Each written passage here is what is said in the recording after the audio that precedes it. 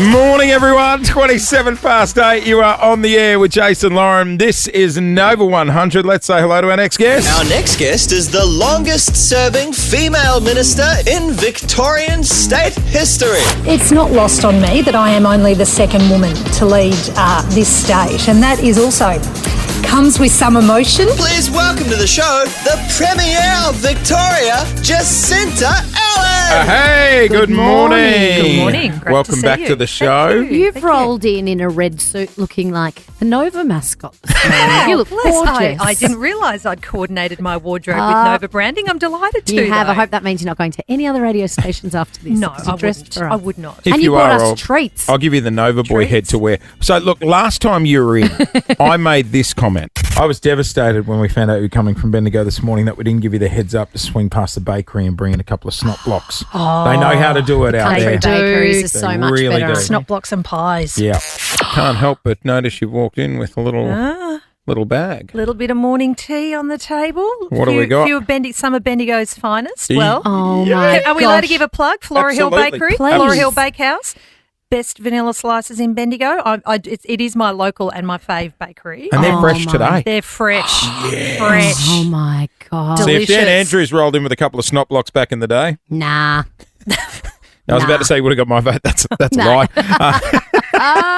Hey, you've got a bit going on. We do. Now, talk to us about this housing thing. Some people love it, some people hate it. You're suggesting that we build more apartment buildings close to train stations so people can be near their families and get to work. Is that right? That's pretty much it, Lauren. That's pretty much it because, well, firstly, we've got to build more homes. Just full stop. People We've got to can't build afford more houses. homes. I know people my age are trying to buy their first homes and they just, not even just my age, but they just can't afford it. No, and that's what I hear time and time again, that younger Victorians, let's call it anyone under the age of 40, Yep. is finding it really hard. Like my generation, because I'm a little bit older than 40, Yeah. anyone my generation. Jace's generation. I was about to say, can we No, I say think that's under a bit unfair. under 42s are the young All generation? right, I'm going to go the next decade. But anyway, I had the opportunity to buy a home, buy my first home, start a family. And it's also about building your long-term wealth. It's tough. It's really tough. And people are mad about it. Yeah. People are over it. Yep. And they want something done about it too, because for how we got here is by nothing being done about it, by accepting the status quo, just saying, oh, well, do your best. Well, that's not acceptable to me, which is why we've been announcing building more homes. And yes, part of that around train stations, building a bit more height, apartments. How high are we talking? Because there's people protesting in the streets about not wanting these apartment buildings to go Mate, up. I was down at Brighton on the weekend. I took the kids out for frozen yogurt, and I came out and the angry rich old people that were protesting outside Half Moon Hotel in Church Street. And I'm like, what are they whinging about now?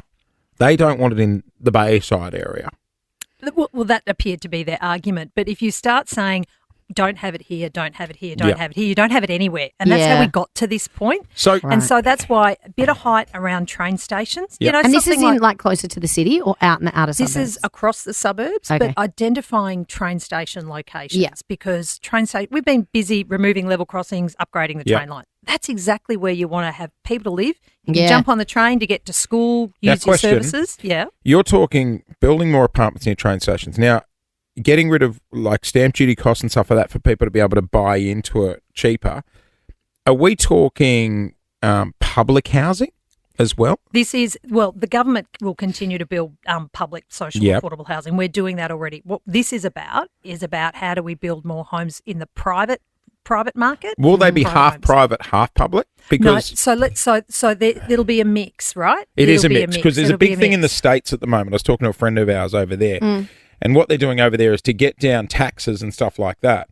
The government is saying, hey, if you include maybe levels 1 to 3 are public housing Yeah. and 3 to 9 are private private. housing, then people that buy into that unit block are getting, less taxes or less fees Right. and stamp duty. and So stuff. let me tell what we're doing And is so I was just going to say, yeah. and sometimes they have separate entrances, which I couldn't believe. I could not That's believe. appalling. Yeah, Yeah. that's not That's definitely not appalling. what we're doing here. Yeah. What we're doing is for these sorts of developments, there's a streamlined planning process, Yep. and we're saying you've got to have at least 10% social affordable housing as part of your development. Right. Because Right, we've got not to in the build- same developments though. No, in but- the same developments. In the Oh, same developments. okay. So if you're building, say, a 10-storey Yeah. apartment building and you want to go through our faster planning processes because you get it built more quickly, you've got to have at least 10% social and affordable housing. Right. All right. Well, And let's cut through it then. Do yeah. you think that's the issue that some people have?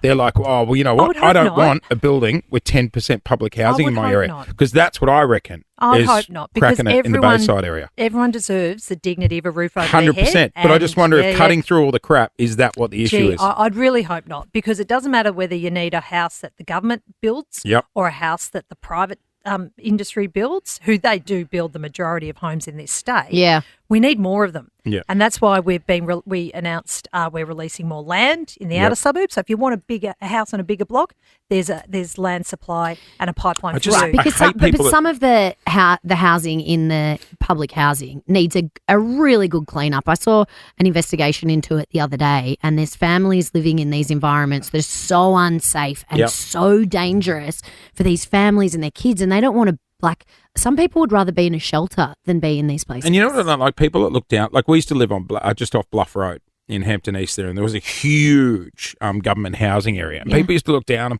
upon it, and he used to give me the shits because I'd sit there and go, in a second, you could end up needing that Totally. accommodation. And more people are finding themselves vulnerable around Yeah. their housing Totally. because we're not building enough. And that's why, again, we've got to get a mix. Apartments, townhouses are a absolutely. great way to go as well. Yep. How do you make it easier for more townhouses to be built? Again, around transports, train station locations.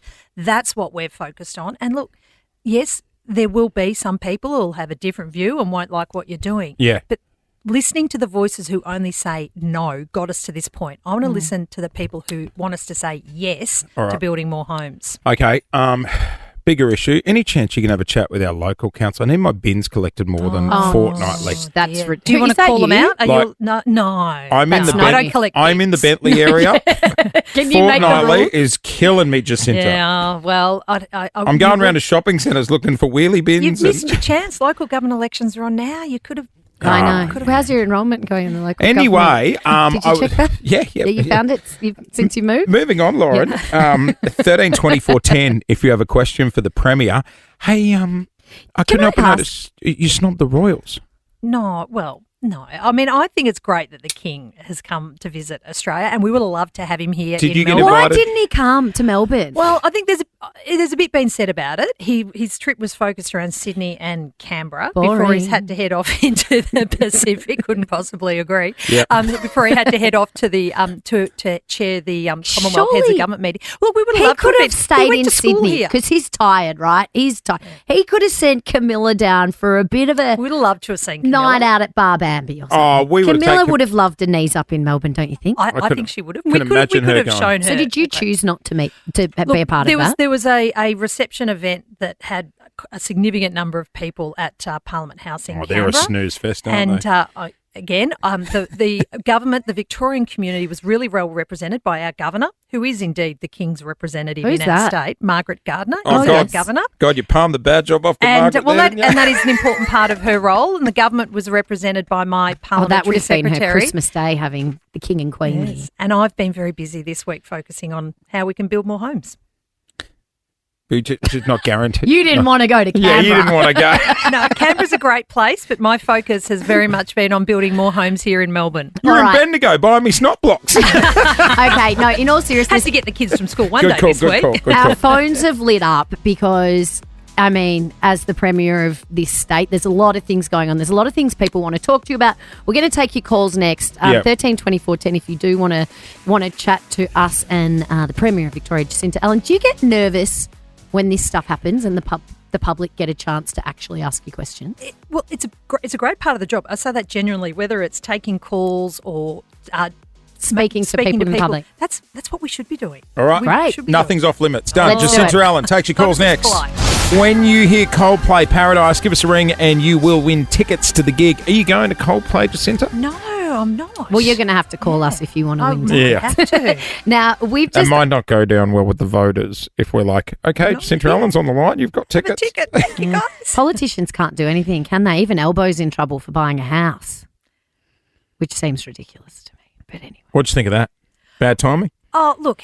Man's got to It's live. your point. You got to leave. You got to buy a house. I think He's- I'm more focused on, frankly, are we going to get support from our federal government here in Victoria for what we want to do? Yeah. That's what I'm all He is worried the about. Prime Minister, though. He should be allowed to buy a house. The bloke's worked very hard his whole life. Yeah, I think it's more Don't of a get me started timing on- issue. Anyway, all right. Anyway, we've asked Melbourne to give us a ring to ask Premier Jacinta Allan some questions. Are you ready for this? Does Ready. this stuff freak you out this could be anything from It anyone? could be anything, but it's great. All right. All right, good luck. Let's go to Hillside. Thomas, you're on the line with the Premier. What's your question?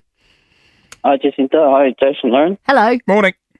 Morning. I just want to know, with all the rising youth crime going on at the moment, what your thoughts are on that, and also how they're getting bail so quick. Yeah, that seems to be the big concern Big of topic. everyone. Yeah, Well, no, I think it's- everyone is sick and tired, and agree with me or disagree here, Thomas, but I think everyone's sick and tired of seeing offenders get caught doing something harsh and finding out that they're actually already out on parole. Yeah, no, look, it is, and that's why a couple of months ago we announced that we're strengthening the bail changes, particularly for youth offenders here in Victoria. And the legislation's already gone through the Yep. Parliament, because we do recognise that we have a particular issue. We do have too many younger people. It's a smaller number, but it's the repeat offences. That's, Yeah. yeah, That's which the is thing. what Out the of frustration control. is as well. And you hear And- these repeat offenders do one too many and bang, they've killed someone innocently riding their bike to work. And that's horrific for the family and loved ones of that person. And that is why we've done there's a bunch of things around this, but particularly with a focus on strengthening that bail. So that's been approved. That's gone been through? through the Parliament. And are you Okay. confident that will make a difference? Well, Because it feels like this problem is out of control in Melbourne. There's a number of things you got to do. It's a smaller number of young people, and in terms of the work that VicPol do, they have every night, overnight, from dusk till dawn, they have dedicated police out on the streets working with these young There's kids. no doubt the police are doing their bit. That's the issue, I think. Everyone knows the police are doing their bit, and then these kids are getting out again. Yeah, and so we're dealing with the court issue in terms of strengthening the bail, but we've also got to go back and stop it before we get to this point, which is why there's a huge amount of work going on with police as well. And how do we get these young kids when they've done something more lower end and get them away from that life Well, of look, crime? sticking with cops, I just want to go to Lilydale now. We've got Mark on the line who's a police officer, and I think we have all seen the cop cars, the ambulances driving around Now the Melbourne, fire brigade. covered in texter of the cops saying, we need more money, we need more hours. More Mark, support. morning, mate. You're on the line with Jacinta. G'day, how are you? Hi, Mark. Yes, first of all, I'd just like to thank the opportunity anyway to talk in regards to this issue itself. But the question I really want to pose anyway is whether or not the Premier is willing to step up and intercede in this discussion of the ongoing EBA pay dispute between the police force and just correct the situation that's unfolded where we've had to go into stage 2 industrial action in regards to an ongoing discussion of where our pay's at. It's something that is quite demoralising as a police officer to have our livelihood, I suppose, just back and forth between government and our senior management in regards to it, and whether or not there can be some sort of an arrangement, step in and sort it out. You can hear the emotion in your voice, Mark. Yeah. That's not easy to talk about, mate, and rightfully so. Is that something you can sort thanks. Well, look, thank you. Firstly, thanks, Mark. And I was having the same thought, Jace, that you can hear Mark's obviously a really committed police officer. So I want to thank Mark for the work he does. Look, this has been going on for a little while. I Yeah. acknowledge Yeah. that, and we do want to see it resolved. There was an offer that was negotiated. It was agreed between the parties, but it didn't get through the final bit of the process with the police membership, and that's okay. That's part of the process. So we are back at what they call the negotiating table. We're working through the process, and my takeout from Mark, and this is certainly something I would agree with. We've got to get on and get it resolved, because I Get can it hear done. from Mark. He wants to go back to being a copper. Can you help with that in the position you're in? We can help. There is a framework around how industrial relations are negotiated, Yep. but it is certainly that is a priority that we want to So get resolved. there We've a done it with the AMBOs, we've done it with the nurses. We know we need to do it with the police. Is there a timeline on that? Because these guys are working their guts out overnight. They're exhausted as it is. And I can tell you And now, then I there's- would not want that job. And It's as a a tough taxpayer, job. I'd rather It's a my tough money job. going towards these guys out there protecting us than building a park and a statue. Yep. Yep. Well, look, it is. Yeah, we can lay off the statues, surely. Yeah, I agree. I'll take that as read. No, look, I agree. And I'll go back and check. I know there is a huge amount of work going on because we've got to get this resolved. We want to get it It's a resolved. priority, though. Yeah. It's absolutely a priority Just for the on Victorian that, government. we were talking about this on the show the other day. I was at the Boundary Hotel the other week, and there was this lady. I had 1 hour of freedom, and I was like, "Okay, I'm going 1 hour of freedom." And I got there, and this poor lady had fallen over, and she was in the car park. Yeah. And there was one of the bartenders there, and I stayed with them. And it was like late in the day; it was getting cold. Thank God I had all the kids' jumpers in the boot, so we covered the lady. We waited an hour and 25 minutes for an ambulance. We had to ring 000 4 times. Yeah. It was honestly like ringing 13 cabs. They were just like, hey, we'll get one there when we can. And then when an ambulance arrived, this is the part that I found the most frightening. It was one ambo. He was on his own. So the only way they got her, if we weren't there, he wouldn't have been able to get her on a stretcher, get her into the ambulance and give her pain relief. Yeah. What's going on? In the country's biggest city, how can we have that? I'll be honest, I was so frustrated. Yeah, look, and again, our AMBOs also do a great job. Yeah. And we've got more of them on the road, in fact, in terms of head of population than any other state. But that doesn't mean, we've got to stop there. There is a lot of work that's also going on in how those calls that are made, how they're triaged through the process, because we know. But then I've got a mate who's an AMBO officer, and he will spend, this is no joke, he'll spend half his shift sitting there playing Wordle, parked at a hospital waiting for his patient to be seen. That's what I was. Look, that's one of the things we've got to fix that. Yeah, and that's one of the things between ambulance Vic and hospitals. We've got them doing some work on exactly that, because we are seeing that transfer of patient between AMBO and the hospital front door. That's not going quick enough. It's so frustrating for them as well, because that's not what they're trained up to do. They don't want to be sitting there making small talk with someone. And we've had people calling through as well right now who are asking how we're supporting these essential service workers, because we're seeing our AMBOs are burnt out. We're seeing our front, all of them, police, fire, they're all burning out. Can I push on it? And I get you have to give me the answer going, we're working on that, we're having those discussions. I don't know how it works, admittingly, but do you just get them in a room and go, we're not leaving until we sort it out? And that's what needs to be done, particularly on that issue of, Can as you I make said, that happen? the ambulance back door and the hospital front door. We've got to do that better. And there is. But is that your role? Is that Can you? you make that happen? That is the government. Yes, Yeah. absolutely, it's the government, and there's work going on right now on how that needs to be improved, because it's not, as you said, it's not an AMBO's passion to go and sit. No, not at all. It's actually and that it's lady, a disgrace. I said It's to Lauren that disgraceful. day, if that was my mum laying in that car park for an hour and a half, and it turned out she'd broke her hip, the poor bugger, Dear. She and okay? I was She's furious. I was Yeah, like you were as a right, taxpayer, where's the help when you Yeah. call? And I do just want to say it is there in terms of for the really serious case. I'm not saying this lady's case wasn't serious, but we do have a great system. An hour but it 20, can Jacinta, it can be better. she was in It can pain, be better. laying on the ground. Yeah. It was as serious Except- as I've seen. yeah. I'm going to hold you to that Yeah. meeting. I'll put me in the room. I'll get him bloody sorted out. All right. Shall we go to Hillside? All right, Thomas. Morning. Oh, we spoke Oh, to no, Thomas. sorry, we spoke He's to got you. youth crime.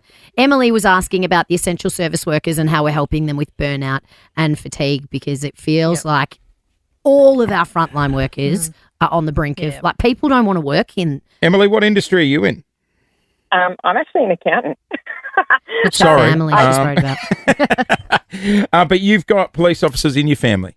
Yeah, my family's predominantly police officers and, like, obviously essential service workers. Yep. And so it's actually quite concerning to see the hours that they work, and then the next day they have to get up, be mum, be dad, and then go back to work and work those extensive hours again, and what they see on those shifts and what they deal with. To see it affect their mental health sometimes, like, when they've done back-to-back shifts and they've been pretty bad shifts, they're burnt out, they're exhausted, they're fatigued, they're stressed because they're like, oh, I still got to do the paperwork or the reports, or and the mental toll on them, like they're just so burnt out, their mental health takes a bit of a toll. So my real question is, like, what are you doing to support these workers, because they are understaffed, they're taking on the extra load, and Yeah, personally, they're working as their an butts accountant, off. when my team is short staffed, it's stressful, and mate, I only do numbers in a calculator. Yeah. Yeah. Yeah, thanks, Emily. Look, there is alongside the discussion we've had so far about the the pay and the enterprise bargaining process. There's been some targeted programs that have been developed with the Police Association, Victoria Police, for police mental health, because it is recognising that it is a job like no other. You do see some pretty horrific, tough stuff. And it is also a job that's 24 hours a day, 7 days a week. So you're out at different times of the day when the rest of us don't have to be out and about. So there is some really targeted support for VicPol that is run through VicPol for Victoria Police. And this is a program we supported following advice from the Police Association saying, hey, we need to do more to support police mental health. Right. And that's happening? Yes. It is happening. Yeah. Hey, just quickly on that, the other concern I had was Shane Patton, the our police chief, Wiggum, the head honcho of the Vic I Police. love him. We love him. However, he didn't know that the cops were referred to as the Popo. Right. Is that a question for the Premier? No, just I think in your next briefing you should Okay, let him know the slang terms used. I'll pass it on. Hey, look, we can't get to all the calls. The Yeah. phones have. I mean, this has gone as nuts as when we say we've got Coldplay tickets Yeah. through now. There's a lot of people that want to talk to you. Victoria is a great state. We've got some serious issues. Thanks for answering those questions, though. We No, appreciate it's great. it. And thanks to your callers. Like there are some challenges, but Yeah. it is a great place, and we've got to work at how do we work through those challenges and continue to support the things we love about Melbourne. Yeah, we you're right. We love this state. I'm sorry to get heated, but and by all means, we wouldn't want your job. Oh God, no. No, we barely do this one. But yeah, there are a lot of frustrations, and we just And we've got to hear them. Yeah, Got to hear them and I got to know respond. you want them fixed just as much as Yep. us. All right, Jacinta, Allan joining us on the air, the Premier. This is Coldplay. You want to win your way there? 132410 is our number. We got tickets next on Nova. Gonna be a good day. Jason Lauren. Wake up feeling good. On Nova 100. Jason Lauren. Follow them on socials.